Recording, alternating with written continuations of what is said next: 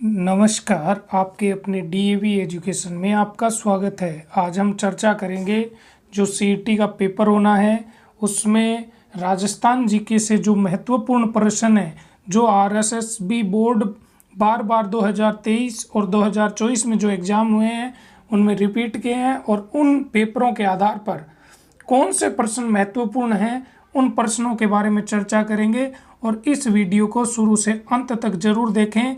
इस वीडियो से कम 20 प्रश्न आपको पेपर में हूबहू मिलेंगे। अब चलते हैं हम आज के पहले प्रश्न की ओर।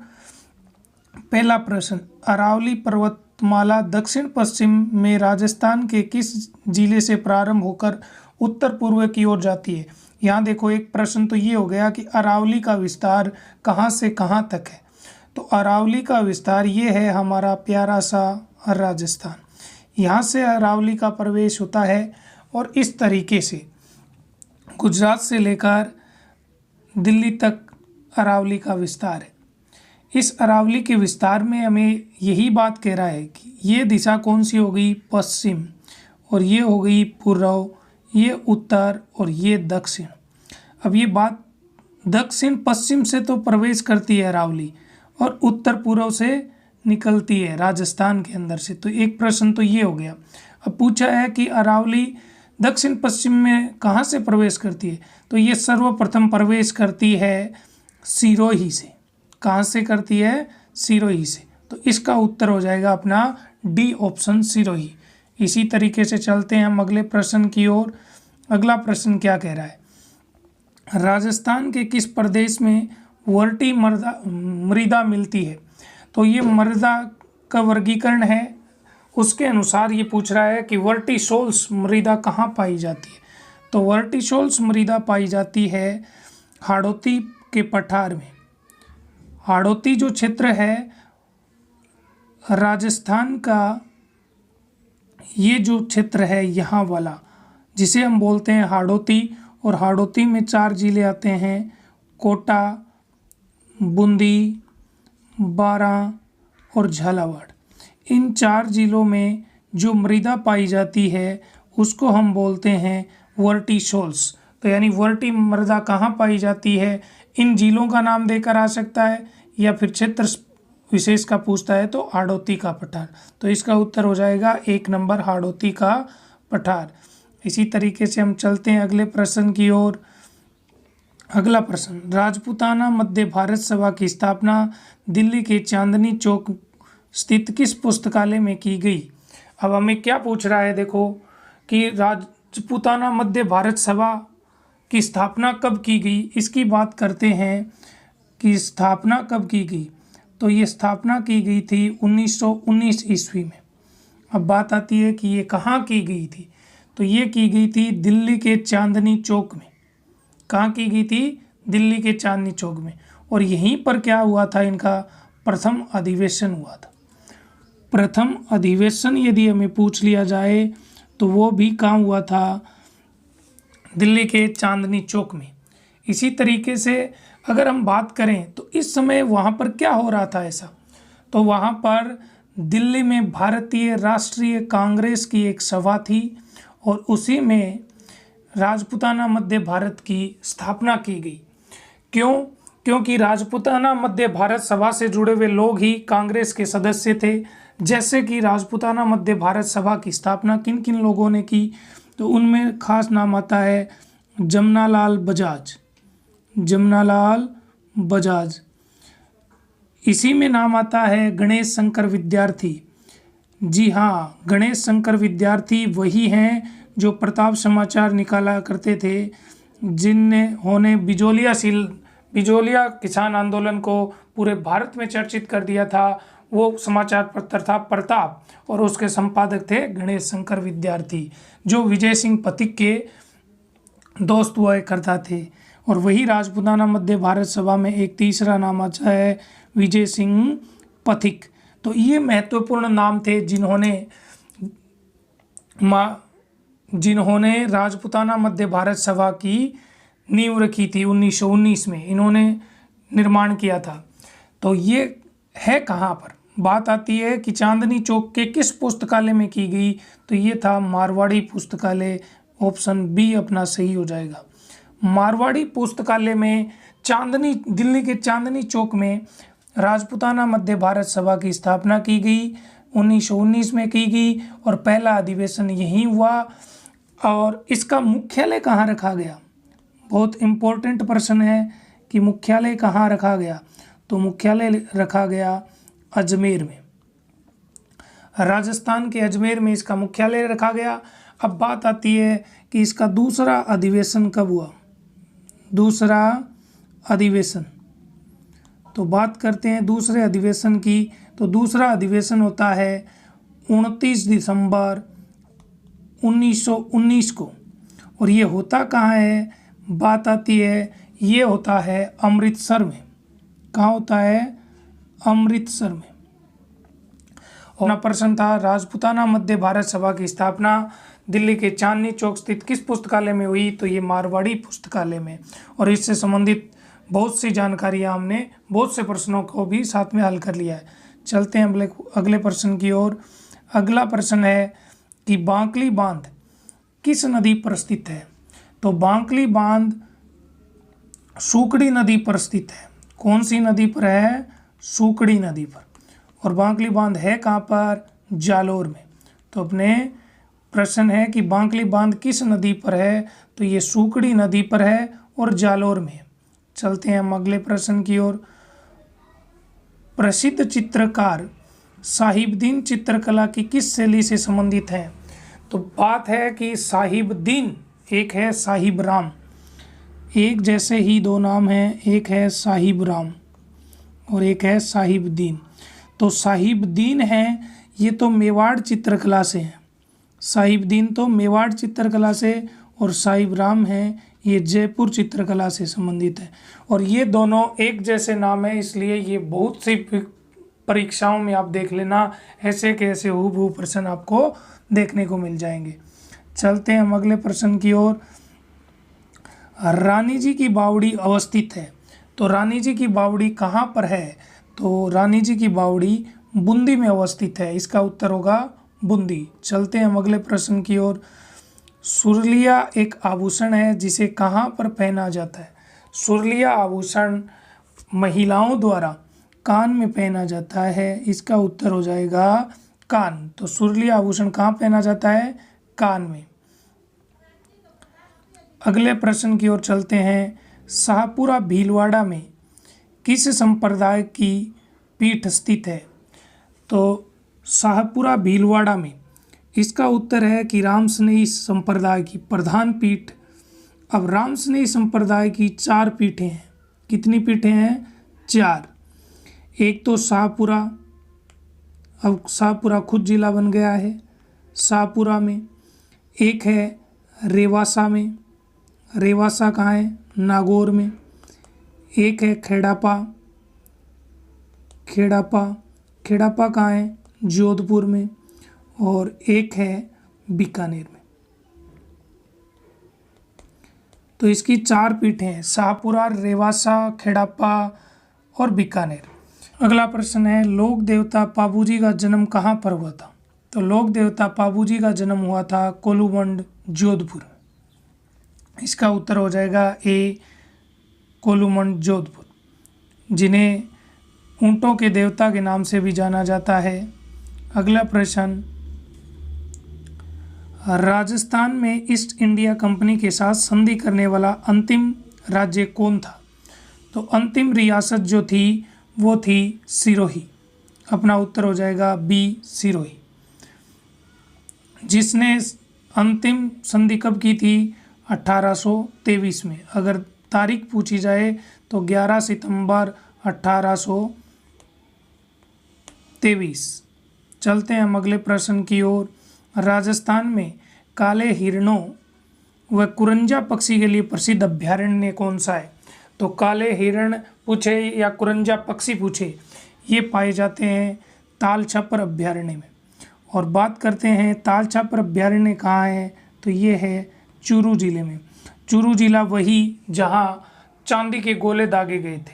चांदी के गोलों के लिए यह प्रसिद्ध कि उस समय जब हथियारों की कमी पड़ी तो इन्होंने चांदी के गोले दागे, इसलिए ये प्रसिद्ध है चुरू। चलते हैं हम अगले प्रश्न की ओर। फाल्गुन की शिवरात्रि का आयोजन बड़े स्तर पर सिवाड़ में होता है। ये राजस्थान के किस जिले में पूछ रहे हैं कि देखो शिवरात्रि आयोजन होता है फाल्गुन माह में और सिवाड़ क्षेत्र में। अब ये सिवाड़ क्षेत्र कहाँ पड़ता है, ये बात हमें पूछी है। तो सिवाड़ क्षेत्र पड़ता है सवाई माधोपुर में। तो इसका उत्तर हो जाएगा डी, सवाई माधोपुर। बात करते हैं कि सवाई माधोपुर में सिवाड़ में क्या है। सिवाड़ एक गांव है जहाँ पर एक मंदिर बना हुआ है, घुसमेश्वर महादेव का मंदिर। घुसमेश्वर महादेव मंदिर में भगवान शिव की पूजा की जाती है। और भगवान शिव के कौन से ज्योतिर्लिंग की पूजा की जाती है, तो वो होती है 12वें ज्योतिर्लिंग की। इनमें से बहुत बार प्रश्न पूछा है कि कौन से ज्योतिर्लिंग की पूजा होती है, तो वो प्रश्न का उत्तर है 12वें ज्योतिर्लिंग की। चलते हैं हम अगले प्रश्न की ओर। बांसवाड़ा व डूंगरपुर के मध्य के भूभाग को किस नाम से जाना जाता है। तो हम बात करते हैं कि ये है हमारा प्यारा सा राजस्थान। इस प्यारे से राजस्थान के यहाँ पर बांसवाड़ा, यहाँ पर डूंगरपुर, और यहाँ से एक नदी निकलती है मध्य प्रदेश से और उल्टे यू आकार में बहती हुई अरब सागर में चली जाती है। तो अब बात करते हैं कि यहाँ डूंगरपुर और बांसवाड़ा में तो माही नदी के जो मध्यवर्ती भाग है उसको हम कहते हैं कांठल। तो इसका उत्तर हो जाएगा हमारा कांठल। अब बात है कि प्रतापगढ़ का पुराना नाम भी कांठल है। प्रतापगढ़ का यदि प्राचीन नाम पूछा जाए तो वो भी कांठल है। चलते हैं हम अगले प्रश्न की ओर। अगला प्रश्न कह रहा है कि तराइन का प्रथम युद्ध 1191 ईस्वी के पृथ्वीराज तृतीय वर्ष किसके साथ युद्ध हुआ था। तो बात करते हैं कि भाई तराइन के युद्ध और तराइन के युद्ध हुए थे दो। एक तो हुआ था 1191 ईस्वी में और एक 1192 ईस्वी में। किन किन के मध्य हुआ था, तो ये हुआ था पृथ्वीराज तृतीय वर्सेज मोहम्मद गोरी। पृथ्वीराज तृतीय और मोहम्मद गोरी के मध्य युद्ध हुआ था। 1191 के युद्ध में पृथ्वीराज तृतीय की विजय हो जाती है और 1192 में मोहम्मद गोरी जीतता है। तो यहाँ पूछा गया है हमें केवल और केवल कि पृथ्वीराज तृतीय के साथ किसका युद्ध हुआ था, तो बी ऑप्शन मोहम्मद गोरी। तो मैंने तराइन के दोनों युद्धों के बारे में बता दिया है और ये दोनों युद्धों में से एक युद्ध जरूर पेपर में आपको देखने को मिलेगा। आगे बात करते हैं कि सवाई जयसिंह को सवाई की उपाधि किसने दी थी। तो सवाई जयसिंह को सवाई की उपाधि दी थी औरंगजेब ने। किसने दी थी, औरंगजेब। अपना उत्तर हो जाएगा सी, औरंगजेब। चलते हैं हम अगले प्रश्न की ओर। राजस्थान का नाम रायथान किस इतिहासकार ने लिखा। तो इसका उत्तर तो होगा हमारा कर्नल जेम्स टोट। कर्नल जेम्स टोट। अब बात करते हैं, कर्नल जेम्स टोट ने राजस्थान को राजस्थान नाम दिया और रायथान भी कहा। ये बात कही थी 1829 ईस्वी में। इनकी एक पुस्तक थी the annals and antiquity of Rajasthan. The annals and antiquity of Rajasthan में इन्होंने ये बात लिखी थी। और इससे पहले सन 1800 ईस्वी में जॉर्ज थॉमस ने राजस्थान को राजपूताना कहा था। तो इनसे संबंधित प्रश्न पूछा जाएगा आपको कि जॉर्ज थॉमस ने राजस्थान को क्या नाम दिया, तो राजपूताना नाम दिया। कब दिया, 1800 ईस्वी में दिया। बात आती है कि रायथान या राजस्थान किसने कहा, तो कर्नल जेम्स टोड ने कहा। कब कहा, 1829 में। कर्नल जेम्स टोड की कौन सी पुस्तक में कहा गया है, the annals and antiquity of Rajasthan. अब चलते हैं हम अगले प्रश्न की ओर। राजस्थान के किस जिले में आखातीज के तीज पर पतंग महोत्सव का आयोजन किया जाता है? तो ये आयोजन किया जाता है बीकानेर में। उस तपती धूप में आखातीज के उस तपती धूप 40 से 50 डिग्री सेल्सियस तापमान के मध्य में भी बीकानेर में छतों पर चढ़कर पतंग उड़ाए जाते हैं। वहाँ का पतंग महोत्सव आखातीज के त्यौहार पर मनाया जाता है, वो है बीकानेर। चलते हैं हम अगले प्रश्न की ओर। राजस्थान में पृथ्वीराज रासो की रचना किसने की थी? तो ये की थी चंद बरदाई। अपना उत्तर होगा ए चंद बरदाई। पृथ्वीराज रासो की रचना की थी चंद बरदाई, जो इनके जिसके अंदर पृथ्वीराज के चरित्र और युद्धों के बारे में जानकारी मिलती है। चलते हैं हम अगले प्रश्न की ओर। राजस्थान में स्थापत्य कला का जनक किसे कहा जाता है? तो इसका उत्तर है महाराणा कुंभा। अब महाराणा कुंभा को स्थापत्य कला का जनक क्यों कहते हैं? क्योंकि इन्होंने 84 दुर्गों में से 32 दुर्गों का निर्माण महाराणा कुंभा ने करवाया था, इसीलिए इन्हें स्थापत्य कला के जनक कहा जाता है। चलते हैं हम अगले प्रश्न की ओर। चरी नृत्य किस जनजाति का प्रमुख नृत्य है? तो चरी नृत्य, इसका उत्तर होगा गुज्जर जाति की। अब बात करते हैं कि प्रश्न आता है चरी नृत्यांगना कौन है? प्रसिद्ध चरी नृत्यांगना कौन है? तो वो है फल्गुबाई। बहुत बार प्रश्न पूछा जाता है कि चरी नृत्य को प्रसिद्धि दिलाने वाली कौन है? तो फल्गुबाई। और चरी नृत्य कौन सी जाति द्वारा किया जाता है? जनजाति द्वारा, तो गुज्जर जनजाति। चलते हैं हम अगले प्रश्न की ओर। निम्नलिखित जिलों में से कौन से जिले में टंगस्टन के सर्वाधिक भंडार पाए जाते हैं? तो टंगस्टन के सर्वाधिक भंडार पाए जाते हैं नागौर में। अपना उत्तर होगा डी नागौर। चलते हैं हम अगले प्रश्न की ओर। 1857 की क्रांति में आउवा में किस ब्रिटिश पॉलिटिकल एजेंट की हत्या की गई? तो बात करते हैं 1857 में 2 पॉलिटिकल एजेंटों की हत्या की गई थी। एक तो मैकमोसन की हत्या की गई थी, जिनकी हत्या की गई थी आउवा किले में। आउवा में इनकी मौत की गई। और एक थे बर्टन, जिनकी कोटा में क्रांतिकारियों ने पॉलिटिकल एजेंट, जो कोटा के पॉलिटिकल एजेंट बर्टन थे, उनको क्रांतिकारियों ने मौत के घाट उतार दिया और उनके शव को काटकर पूरे कोटा शहर में घुमाया गया। अब प्रश्न था कि आउवा में किस पॉलिटिकल एजेंट की हत्या की गई? तो हमने उत्तर देखा मैकमोसन। तो अपना उत्तर हो जाएगा ए मैकमोसन। चलते हैं हम अगले प्रश्न की ओर। मेवाड़ प्रजामंडल की स्थापना किसके द्वारा की गई? तो मेवाड़ प्रजामंडल की स्थापना की थी माणिक्यलाल वर्मा। किसने की थी? माणिक्यलाल वर्मा ने। अब बात आती है कब की? तो 1938 ईस्वी में की। और जब इसकी स्थापना की तो अध्यक्ष थे बलवंत सिंह मेहता।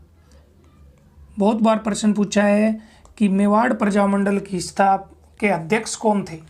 तो बलवंत सिंह मेहता। चलते हैं हम अगले प्रश्न की ओर।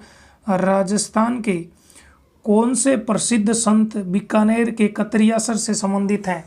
तो कतरियासर से संबंधित हैं जसनाथी संप्रदाय। तो अपना उत्तर हो जाएगा बी जसनाथ जी।